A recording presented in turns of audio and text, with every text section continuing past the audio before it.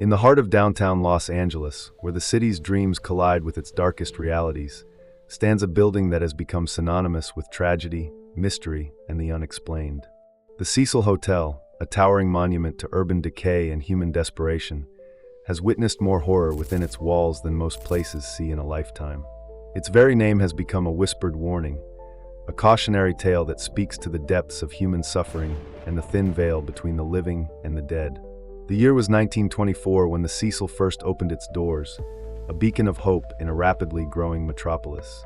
Built during the height of the Jazz Age, it was intended to be a respectable establishment for business travelers and tourists seeking affordable accommodation in the city center. The architects had envisioned a place of modest elegance, with its Art Deco facade and clean lines representing the optimism of a nation on the rise. For a brief, shining moment, the Cecil Hotel seemed destined for respectability. But Los Angeles in the 1920s was a city of contradictions, where the glittering promise of Hollywood existed alongside the gritty reality of urban poverty. As the Great Depression took hold, the neighborhood around the Cecil began its slow descent into Skid Row. The hotel, once a symbol of middle-class respectability, found itself catering to an increasingly desperate clientele. Single rooms that once housed traveling salesmen now sheltered the homeless, the mentally ill, and those society had forgotten. By the 1940s, the Cecil had earned its first taste of infamy. The hotel's registry began to read like a catalog of human misery, filled with names that would later be associated with violence, suicide, and unexplained disappearances. Real quick, stats show that about 95% of viewers watching our videos aren't subscribed yet. If you're enjoying this story, take a second to subscribe. It helps the channel grow and brings more stories like this to you and others who need them. Let's keep going. The staff, many of whom had worked there for decades, began to notice patterns that defied explanation. Guests would check in and never check out, not because they extended their stay, but because they were found lifeless in their rooms, victims of circumstances that ranged from tragic to inexplicable. The first major incident that would cement the Cecil's reputation occurred in 1947, though the connection wouldn't be discovered until decades later. Elizabeth Short, a young aspiring actress whose mutilated body would earn her the posthumous nickname, the Black Dahlia, was last seen alive at the Cecil Hotel's bar. While she wasn't murdered at the hotel, the revelation that she had spent her final hours within its walls sent a chill through Los Angeles that has never quite dissipated. The hotel had become, in the public consciousness, a place where hope goes to die. As the decades passed, the Cecil's guest registry continued to fill with names that would later appear in police reports and coroner's files. In 1962, Pauline Otten jumped from the 9th-floor window of her room, her body crashing through the roof of a nearby building and killing a pedestrian below. The randomness of the second death, the way the hotel's tragedy had literally fallen from the sky to claim an innocent victim, seemed to epitomize the Cecil's ability to spread its dark influence beyond its own walls. The hotel's staff began to develop a grim folklore around their workplace. Housekeepers spoke in hushed tones about rooms that were perpetually cold, regardless of the season or the functioning of the heating system. Maintenance workers reported elevators that would stop on floors where no one had pressed the button, their doors opening to reveal empty hallways that seemed to pulse with an unseen presence. The night desk clerks, those brave or desperate enough to work the graveyard shift, told stories of guests who would appear in the lobby in the dead of night, only to vanish when approached. But it was in the 1980s that the Cecil truly earned its reputation as one of America's most notorious hotels. Richard Ramirez, the serial killer known as the Night Stalker, chose the Cecil as his home base during his reign of terror across Southern California. For months, while Los Angeles lived in fear of the man who would break into homes and brutally murder entire families, Ramirez would return each dawn to room 1402 of the Cecil Hotel. He would walk through the lobby, his hands still stained with his victim's blood, past desk clerks who had no idea they were in the presence of one of the most wanted men in America. The hotel's manager at the time, a woman named Helen Martinez who had worked at the Cecil for over 20 years, later recalled the period with a mixture of horror and disbelief. There was something different about him, she said, her voice still trembling years after Ramirez's capture. He never made eye contact, never spoke unless spoken to. But there was this energy around him, this darkness that seemed to follow him through the halls. We all felt it, but none of us could name it. It wasn't until his picture was all over the news that we realized we'd been living under the same roof as a monster. The revelation that the Night Stalker had been a resident sent shockwaves through the hotel. Guests fled en masse, leaving the Cecil emptier than it had been in decades. But the building's troubles were far from over. In 1991, another serial killer, Jack Unterweger, checked into the hotel while on what he claimed was a journalistic assignment. Unterweger, an Austrian who had convinced the media that he was a reformed criminal turned writer, used the Cecil as his base of operations while he murdered 3 sex workers in Los Angeles. Like Ramirez before him, he would return to the hotel each night, his hands still warm with the blood of the innocent. The pattern was becoming impossible to ignore. The Cecil Hotel wasn't just attracting troubled individuals, it was becoming a magnet for the worst humanity had to offer. True crime experts began to study the building, trying to understand what made it such a nexus for violence and despair. Some pointed to its location on Skid Row, arguing that the concentration of poverty, addiction, and mental illness in the area created a perfect storm for tragedy. Others suggested something more sinister, a kind of psychological contamination that had seeped into the very walls of the building. Dr. Sarah Chun, a forensic psychologist who studied the Cecil for her doctoral dissertation, spent months interviewing former guests and staff members. Her findings painted a picture of a place where the normal boundaries between sanity and madness had become blurred. There's a documented phenomenon called environmental psychology, she explained. Certain places can amplify existing psychological problems, creating a kind of feedback loop where disturbed individuals are drawn to disturbed places, and the presence of so much concentrated suffering creates an atmosphere that can push even relatively stable people over the edge.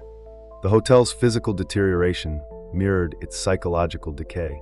By the 1990s, the Cecil was a crumbling shadow of its former self. Paint peeled from the walls like diseased skin, revealing decades of neglect and abuse. The carpets, once elegant and welcoming, had become stained with substances that housekeeping staff preferred not to identify. The plumbing, installed in the 1920s and rarely updated, groaned and gurgled through the night like the breathing of some massive, dying creature. But it was the elevators that seemed to embody the hotel's malevolent spirit most completely. The ancient machinery, held together by prayers and duct tape, had developed habits that defied mechanical explanation. They would stop at floors where no one was waiting, their doors sliding open with a mechanical sigh to reveal empty corridors. Sometimes, witnesses reported, the elevators would refuse to stop at certain floors entirely, sailing past pressed buttons as if some invisible force was directing their movement. Maria Santos, who worked as a housekeeper at the Cecil for 15 years, developed a personal ritual around the elevators that bordered on the superstitious. "I would never get on alone," she recalled, crossing herself as she spoke. "Never. There were too many stories, too many times when people would get on the elevator and just disappear. Oh, they'd turn up eventually, usually in their rooms, but they'd have no memory of how they got there. They'd remember pressing the button, remember the doors closing, but then nothing until they found themselves somewhere else in the building hours later." The most disturbing accounts came from guests who claimed to have encountered other passengers in the elevators who weren't quite present. These phantom riders, described consistently across multiple independent testimonies, were said to appear solid and real until the elevator reached its destination, at which point they would simply fade away like morning mist. The descriptions were remarkably consistent. Pale figures in outdated clothing, their eyes vacant and staring, who would stand silently in the corner of the elevator car, radiating a cold that seemed to penetrate to the bone. As the new millennium approached, the Cecil's reputation had grown beyond the borders of Los Angeles. True crime enthusiasts, ghost hunters, and thrill seekers began to seek out the hotel, drawn by its notorious history and the promise of experiencing something genuinely supernatural. The hotel's management, desperate for revenue, began to market this dark tourism, advertising the Cecil as Los Angeles's most haunted hotel. But even as they courted the macabre tourist trade, the deaths continued. In 2007, a guest named Pablo Vergara was found dead in his room under circumstances that baffled investigators. The door was locked from the inside, the windows were sealed shut, and there were no signs of violence or struggle. The coroner ruled it a heart attack, but Vergara was a healthy 28-year-old with no history of cardiac problems. The toxicology report found no drugs or alcohol in his system. He had simply, inexplicably, died in his sleep at the Cecil Hotel.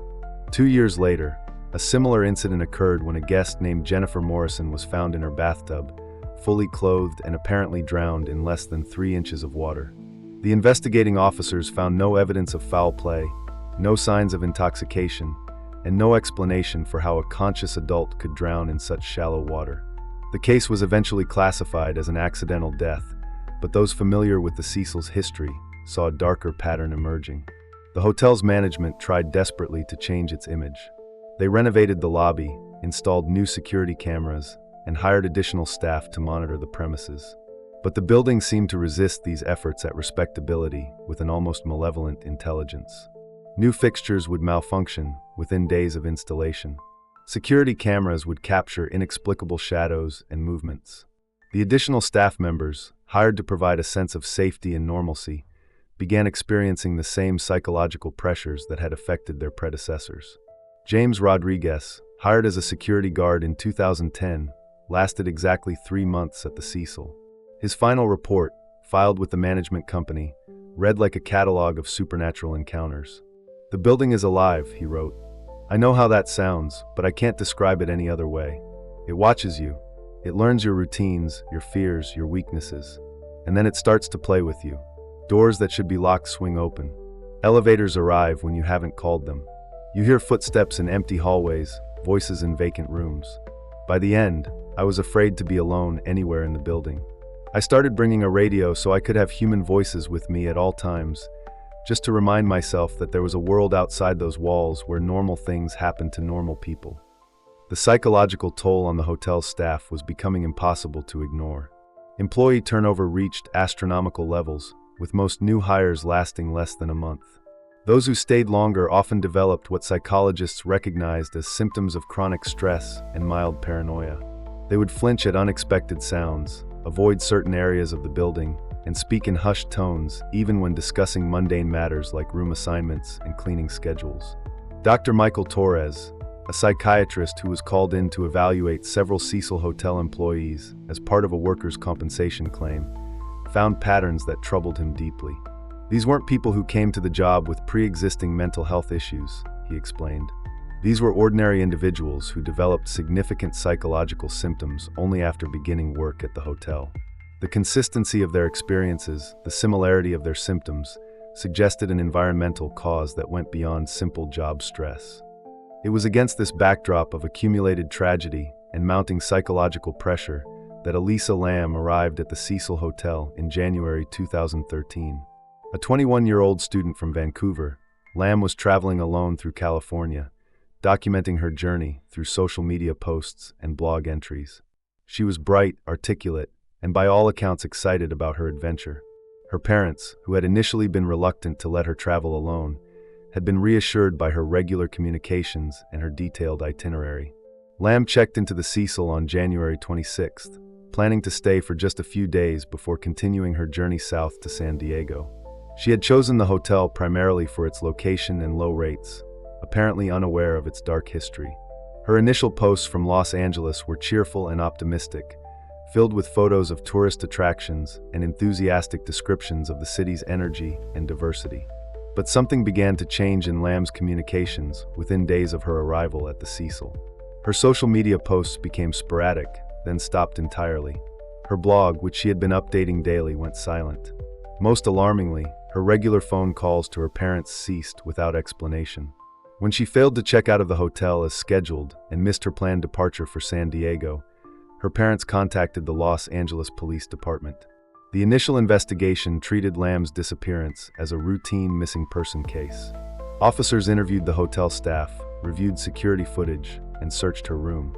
What they found painted a picture of a young woman who had vanished without a trace. Her belongings were still in her room, neatly arranged as if she had simply stepped out for a moment. Her travel documents, identification, and money were all accounted for. It was as if she had simply evaporated into the ether. But it was the security footage that truly chilled investigators. The Cecil's surveillance system had captured Lamb's final known moments in the hotel's elevator, and the video that emerged would become one of the most disturbing and widely analyzed pieces of evidence in modern true crime history.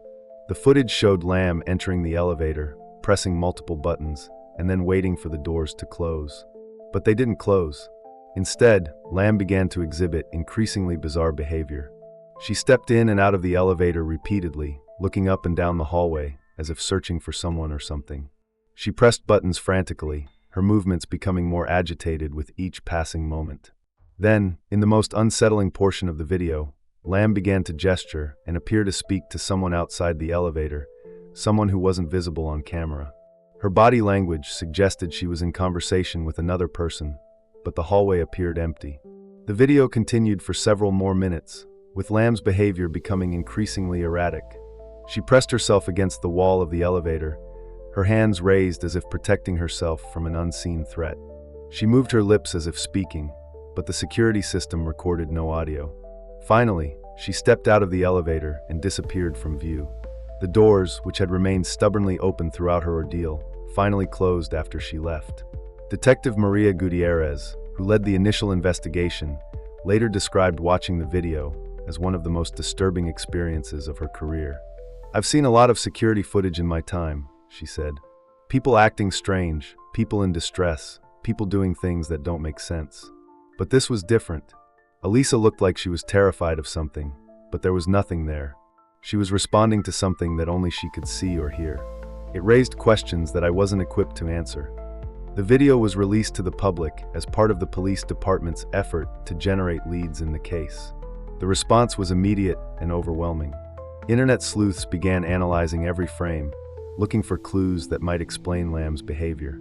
Conspiracy theories proliferated, ranging from supernatural explanations to suggestions of foul play that had somehow been edited out of the video.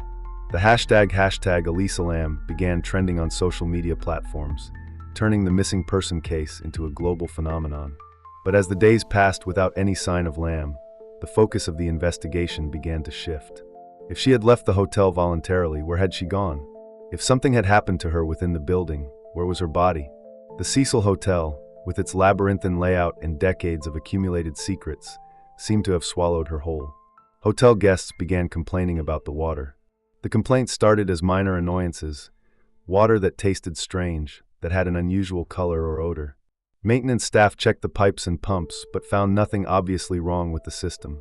The complaints persisted and grew more urgent. Guests reported water that was not just discolored but actively foul, with a taste and smell that made them gag. On February 19th, nearly 3 weeks after Lamb's disappearance, a hotel maintenance worker named Santiago Lopez climbed onto the roof to inspect the water tanks. The Cecil's water system was fed by large tanks mounted on the building's roof, a common arrangement in older buildings. As Lopez approached the tanks, he noticed that one of them had its lid slightly ajar. When he climbed up to investigate, he made a discovery that would haunt him for the rest of his life. Floating in the water tank, decomposed beyond recognition, was a human body. The remains were later identified as Elisa Lamb through dental records. She had somehow ended up in a water tank that was 15 feet high, accessible only through a locked rooftop door, and covered by a heavy lid that required significant force to move. The questions that arose from this discovery would never be satisfactorily answered. How had Lamb accessed the roof? The door was locked and alarmed, and no record existed of the alarm being triggered. How had she removed the heavy tank lid? The covers on the water tanks weighed over 200 pounds and were designed to prevent exactly this kind of incident. How had she entered the tank? The opening was narrow, and the water level was several feet below the rim. Most disturbing of all, if her death was suicide, why had she carefully replaced the tank lid after entering the water? The Los Angeles County Coroner's Office ruled Lamb's death an accidental drowning, complicated by her bipolar disorder. The official report suggested that she had been experiencing a psychiatric episode, which might explain her bizarre behavior in the elevator video. However, this explanation satisfied few of those who had followed the case. The physical evidence seemed to contradict the official narrative at every turn. Dr. Jennifer Walsh, a forensic pathologist who reviewed the case files at the request of Lamb's family, found the coroner's conclusions troubling.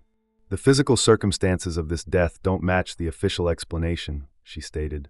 "The idea that someone in the midst of a psychiatric episode could overcome multiple security measures, manipulate heavy machinery, and then carefully cover their tracks is highly implausible. Either there's evidence that hasn't been made public, or this case has been severely mishandled."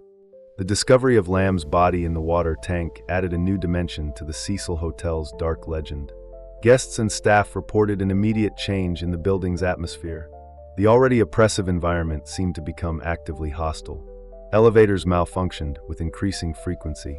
Plumbing problems plagued the building.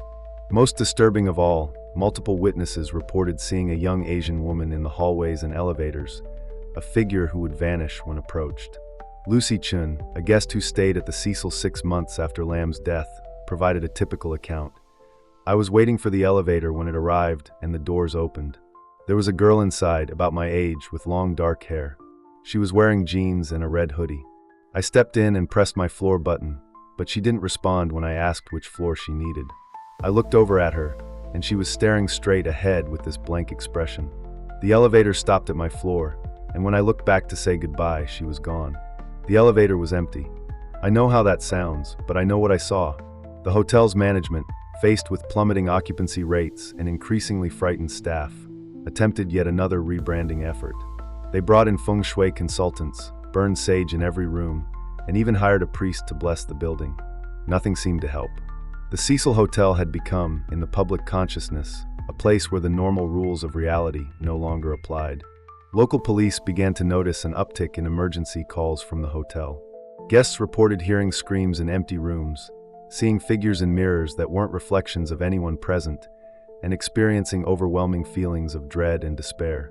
Paramedics were called with increasing frequency to treat panic attacks, unexplained fainting spells, and what appeared to be cases of mass hysteria. Dr. Robert Kim, an emergency room physician at nearby Los Angeles General Hospital, began to recognize a pattern in the patients arriving from the Cecil Hotel. They would come in exhibiting symptoms of extreme anxiety, often accompanied by reports of hallucinations or unexplained physical sensations, he recalled. But what struck me was how articulate they were about their experiences. These weren't people with histories of mental illness or substance abuse. They were ordinary tourists and business travelers who had encountered something at that hotel that their minds couldn't process. The media attention surrounding Elisa Lam's death had brought unwanted scrutiny to the Cecil Hotel, but it had also attracted a new kind of visitor. Ghost hunters, paranormal investigators, and YouTube personalities began booking rooms specifically to document supernatural encounters. The hotel's management, desperate for revenue, reluctantly embraced this dark tourism, even as their staff pleaded with them to close the building entirely. Among these paranormal investigators was a team led by Dr. Amanda Foster, a parapsychologist from UCLA who had spent her career studying reportedly haunted locations. Foster and her team spent a week at the Cecil in 2014, using sophisticated recording equipment to document any unusual phenomena. Their findings, published in the Journal of Paranormal Research, provided scientific validation for many of the anecdotal reports that had been dismissed as hysteria or suggestion. We recorded significant electromagnetic fluctuations in specific areas of the building, particularly around the elevators and in rooms where deaths had occurred, Foster reported. We captured audio recordings of voices and sounds that had no identifiable source. Most significantly, we documented temperature variations that followed no mechanical or environmental pattern, but seemed to correlate with witnesses' reports of supernatural encounters. Foster's team also conducted interviews with long-term hotel residents, people who had been living in the Cecil for months or years, and had developed their own strategies for coexisting with whatever forces inhabited the building. These residents, many of them elderly and forgotten by society, spoke of the hotel as if it were a living entity with its own personality and moods. "You learn to read the building," explained Harold Williams, who had lived in room 814 for 12 years. "Some days it's quiet, almost peaceful. Other days it's angry, restless. You can feel it in the walls, in the air itself. The smart ones, we know when to stay in our rooms with the doors locked and when it's safe to venture out. The new people, the tourists who come looking for thrills, they don't understand. They think it's a game, but the Cecil doesn't play games. It hungers." Williams's words proved prophetic. In the months following Foster's investigation, several paranormal tourists experienced incidents that went far beyond simple scares. A YouTube personality named Marcus Stone claimed to have been physically attacked by an unseen force while live streaming from room 1402, the same room once occupied by Richard Ramirez. The video, which went viral before being mysteriously removed from all platforms, allegedly showed Stone being thrown against a wall by an invisible presence, his terrified screams echoing through the hotel's corridors. Another incident involved a couple from Germany who had booked a room specifically to experience the hotel's paranormal activity. They were found the next morning in a catatonic state, unresponsive to medical treatment and unable to explain what had happened to them. When they finally regained consciousness 3 days later, they had no memory of their time at the hotel beyond checking in. Medical examinations revealed no physical trauma or evidence of drug use, but both individuals exhibited symptoms consistent with severe psychological trauma. The hotel's staff, already stretched thin by constant turnover and mounting stress, began to reach their breaking point. A housekeeping supervisor named Rosa Martinez, who had worked at the Cecil longer than almost anyone else, finally submitted her resignation in a letter that became a damning indictment of the building's management and a chilling testament to the psychological toll of working in such an environment. "I cannot continue to work in a place that eats people's souls," Martinez wrote. "I have seen too much, heard too much, felt too much of whatever evil lives in this building. Management can paint the walls and change the carpets and hire security guards, but they cannot change what this place is. The Cecil Hotel is not a business. It is a cancer on the city of Los Angeles, a place where human suffering has become so concentrated that it has taken on a life of its own." Martinez's resignation letter was leaked to the media, creating yet another wave of negative publicity for the hotel.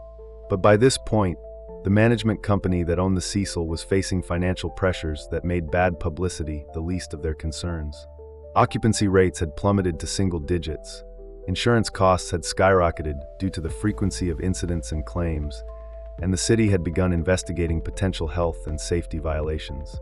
In 2017, the Cecil Hotel was sold to a development company that announced plans to convert the building into affordable housing. The new owners, perhaps naively, believed that a change of purpose would somehow exorcise the demons that had accumulated within the Cecil's walls. They hired architects to redesign the interior spaces, contractors to update the building's infrastructure, and even public relations specialists to rehabilitate its reputation. But the building seemed to resist these efforts with the same malevolent intelligence that had thwarted previous renovation attempts. Construction workers reported tools that would go missing only to reappear in impossible locations. Electrical systems would fail without explanation, sometimes in ways that violated basic principles of physics. The elevators, which had been completely replaced as part of the renovation, began exhibiting the same erratic behavior as their predecessors within weeks of installation.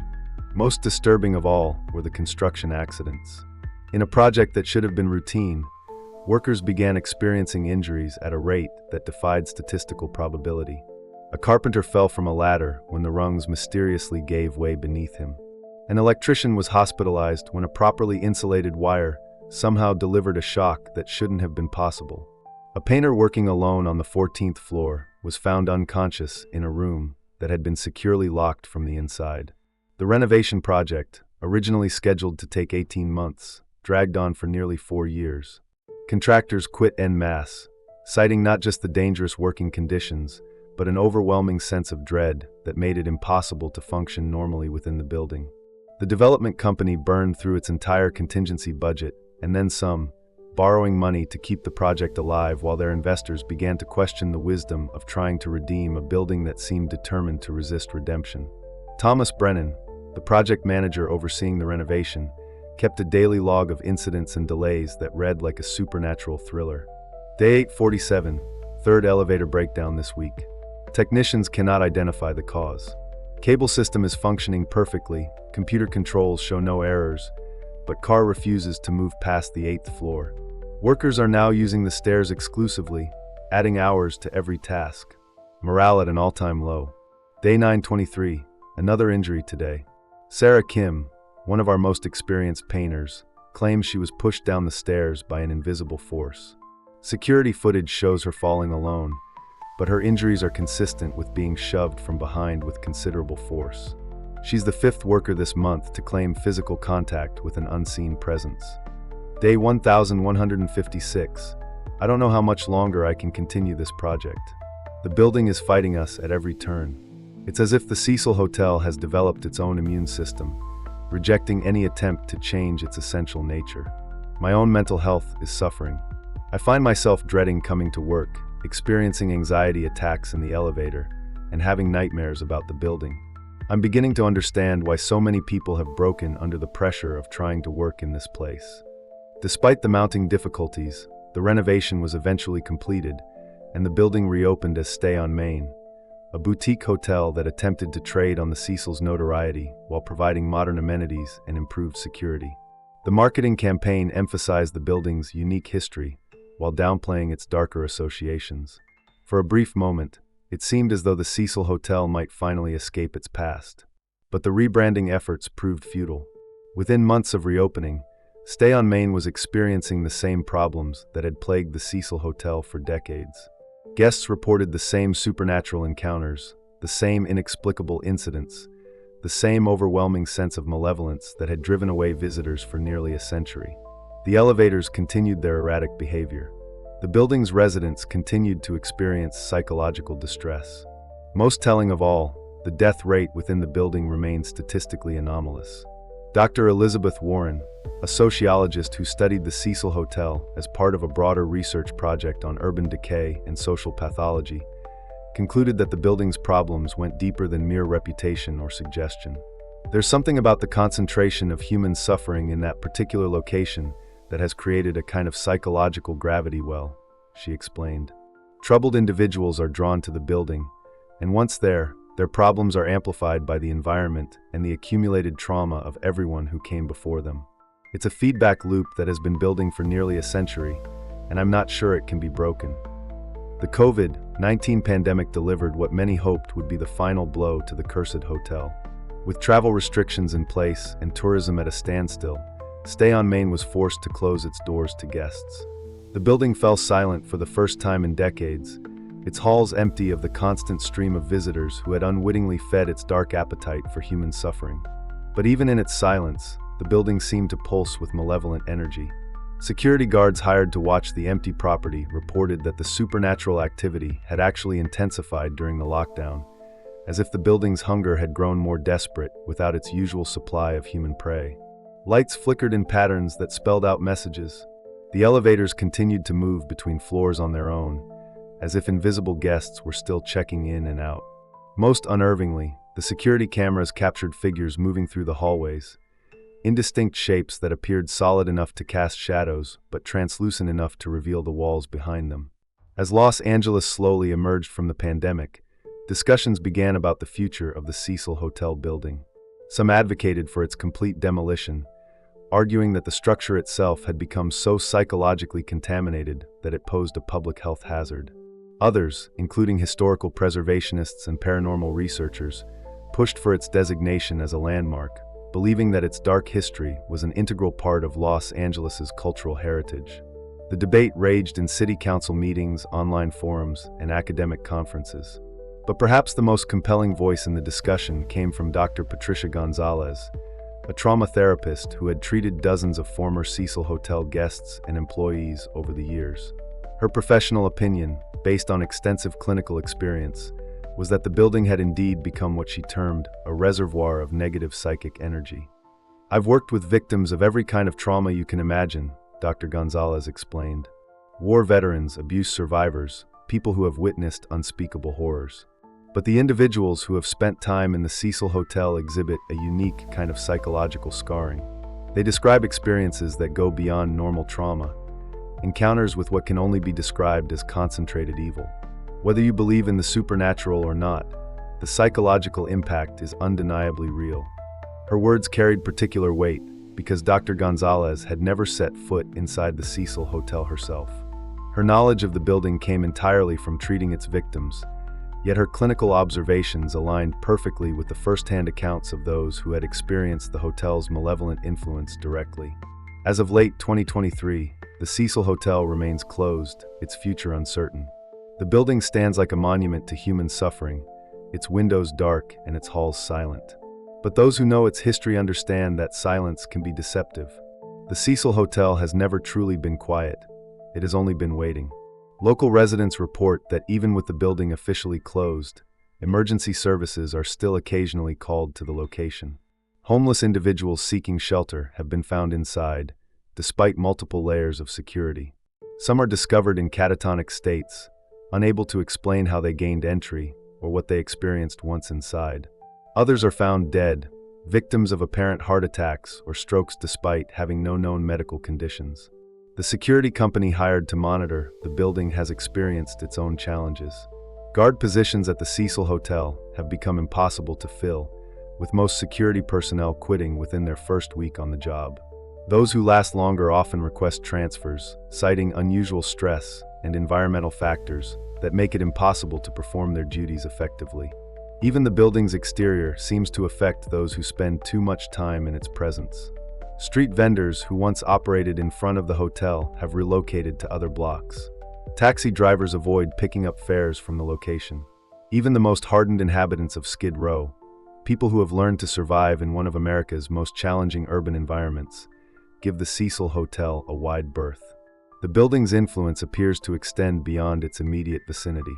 Several businesses in the surrounding area have closed or relocated, their owners citing unexplained drops in customer traffic and employee retention problems. A coffee shop that operated across the street from the Cecil for over a decade shuttered its doors in 2022, with the owner stating only that the negative energy from that place was affecting everyone who worked here. Perhaps most disturbing are the reports from residents of nearby buildings who claim that the Cecil's malevolent influence has begun to spread. Tenants in adjacent structures report many of the same phenomena that plagued the hotel itself: elevator malfunctions, unexplained sounds, sightings of figures that shouldn't be there. It's as if the concentrated suffering within the Cecil Hotel has reached a critical mass, beginning to leak out into the surrounding neighborhood like radiation from a toxic waste site. The Cecil Hotel's story continues to evolve, even in its current state of abandonment. True crime podcasters still make pilgrimages to the building, recording episodes from the sidewalk outside its locked doors. Ghost hunters attempt to gain access to its interior, sometimes succeeding through means that baffle security experts. Urban explorers share grainy photos and shaky video footage that claim to show supernatural activity within the empty building. But perhaps the most chilling aspect of the Cecil Hotel's ongoing legacy is how it has become a symbol of urban decay and societal abandonment. The building stands as a monument to what happens when society's most vulnerable are forgotten, when mental illness goes untreated, when poverty and desperation are allowed to fester without intervention. The ghosts that haunt the Cecil Hotel are not supernatural entities, but the spirits of the broken, the forgotten, and the failed. People who came to the building seeking shelter and instead found only more suffering. The Cecil Hotel's story is ultimately a mirror that reflects our collective failures as a society. Every death within its walls, every tragedy that unfolded in its rooms, represents a system that failed to protect those who needed protection most. The building's supernatural reputation may be what draws public attention, but its real horror lies in the very human suffering that created that reputation in the first place. As Los Angeles continues to grapple with homelessness, mental health crises, and urban decay, the Cecil Hotel serves as a warning of what can happen when these problems are ignored or inadequately addressed. The building may be empty now, but the conditions that created its dark legacy persist throughout the city and beyond. The Cecil Hotel will eventually face its final judgment, whether through demolition, renovation, or continued abandonment.